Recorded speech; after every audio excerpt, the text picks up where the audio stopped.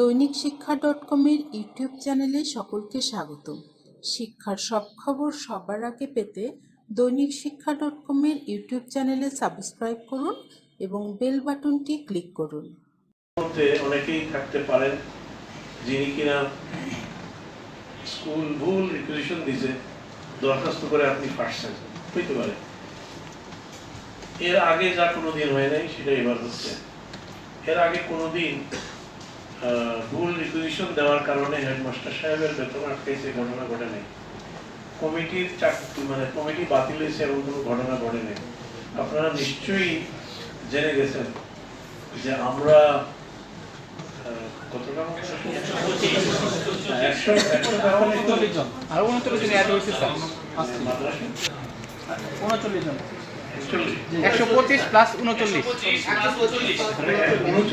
মাদ্রাসা আর 125টা স্কুলে কমিটি বাতিল এবং টিচারদের বেতন বন্ধের জন্য লিখছি।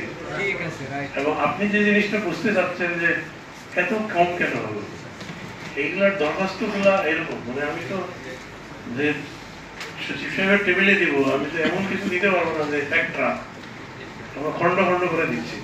ফার্স্ট চালানে গেছে 144, এরপরের চালানে 39, এরপরে প্রতি চালানে মিনিমাম 100।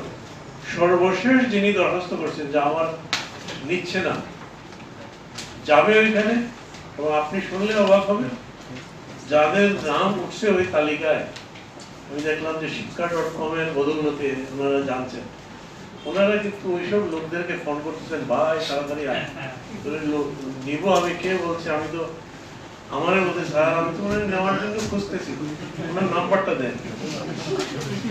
বুঝছেন, আমি যেটা বলতে চাচ্ছি যে এদেরকে নিতেই হবে। এক কথায় বললাম যে নিতেই হবে। এই ভুল আমি করি নাই। কারণ হলো উনি বলছেন, মনে করেন ফিজিক্যাল সায়েন্স লিখে দিচ্ছেন ফিজিক্যাল এক্সারসাইজের জায়গায়, সেটা আবার পর্যালোচনা করে ভেরিফাই করে উপজেলা শিক্ষা অফিসার বলছেন যে কারেক্ট। এরপরে আমি আর কি করবো, আমি কি স্কুলে গিয়ে দেখে আসবো নাকি ওনারা আছে কি দেখে? আমরা 22 জন লোক মাত্র কাজ করি এই পুরো অফিসে। 22 জন অফিসার 6,22,000 লোককে সার্ভিস দিচ্ছি। 1,25,000 তো সরি 25,22,000 দরখাস্ত করছিল এইবার। সব প্রসেস করছি এই 22 জনই। তো রেজাল্ট তো আমরা 19তম দিনে দিছি।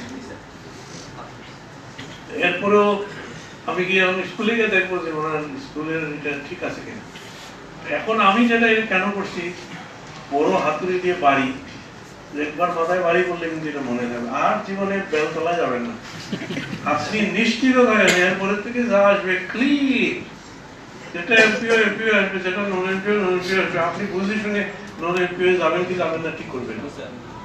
এবং এইবার যারা নিতেছেন নিয়ে নিজের পকেট থেকে বেতন দিতে হবে, মাফি নাই।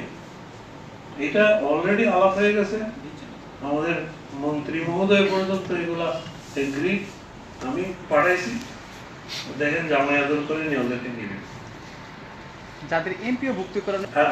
ভালো বলছেন, প্রতিষ্ঠান প্রধান বুঝলাম, আই গট ইট। আমি বলছি আপনি মনে করেন সে জামাই আদর করে নিয়ে নেব, এখন দেখতেছেন এমপিও হচ্ছে না, আপনি কিন্তু এরপরে আর কোনো অবস্থাতে আমার সাথে যোগাযোগ নেই। আমি আপনার service provider up till you join, যে আপনি যোগদান করবেন আমি আর আপনার সাথে নেই। আমার দায়িত্ব হলো আপনাকে চাকরিতে ঢোকানো পর্যন্ত। এরপরে আপনার যাবতীয় সব ধরনের যোগাযোগ হবে মাউসির মহাপরিচালক, এবং উনি অত্যন্ত ভালো মানুষ। উনি যে যুগান্তকারী নোটিশ দিচ্ছেন, এই ধরনের নোটিশ মাউসির হিস্ট্রিতে আমি দেখিনি। ক্লিয়ার বলে দিছে যে অবশ্যই নিতে হবে, প্রতিষ্ঠান থেকে বেতন দিতে হবে, এইসব কেউ লেখছে কোনো কি? তো এর থেকে যদি এমন দরদি, আপনাদের প্রতি দরদি লোক পাওয়ার পরে যদি ওনার কাছে না বলেন আপনার দুঃখ দরদের কথা, তাহলে আর কে বলবে? আপনি ওনার কাছে বললে এমনও হইতে পারে, আমি যেটা হইতে পারে বলতেছি, উনি হয়তো দেখবে যে না এর পদটা অমুক জায়গায় একটা খালি আছে, আমাকে বলবে চেয়ারম্যান সাহেব এইটা নিয়ে আমি এর সমন্বয় করে দিচ্ছি বলতে পারে, কিন্তু এই যে বলা বলি করা করি এগুলো করতে হবে কি, আপনি তারে জানাইতে হবে, সে করবে। আপনি চেয়ারম্যান সাহেব আমার প্রতিকার চাই, আমি চেয়ারম্যান প্রতিকার কি আপনার এটা ডাস্টবিনে ফেলাই দেওয়া ছাড়া, এটা তো আমার কোনো ক্ষমতা নেই। আপনাকে কি আমি এই সমন্বয় করতে পারবো? বুঝতে হবে আপনার চিঠিটা লিখতে হবে যথাযথ কর্তৃপক্ষের কাছে, মাউসি ডিজির কাছে লিখে গিয়ে হাজির হয়ে যাবেন। 10 জন 15 জন করে প্রত্যেকদিন যান না, স্যার আমাদের তো কিছুই হচ্ছে না ভাত খাবো কেমনে, দেখবেন যে ওনারা অলরেডি আপনাদের হয়ে আমি এগুলা অলরেডি যেটা ইয়ে করছি, ওনারা মনে মনে ঠিক করছে যে বেশ কিছু লোককে বদলিও করবে।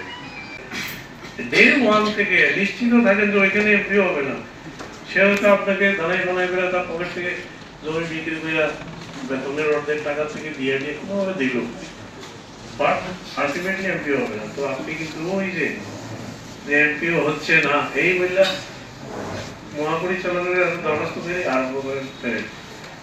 উনি প্যারেড মারতে মানে জুতার শব্দ শুনতে শুনতে একটা কিছু আপনাদের করবে, এবং উনি করার ব্যাপারে কিছু তো আমার বলে আমি মনে করি না অনেক কিছু ভালো।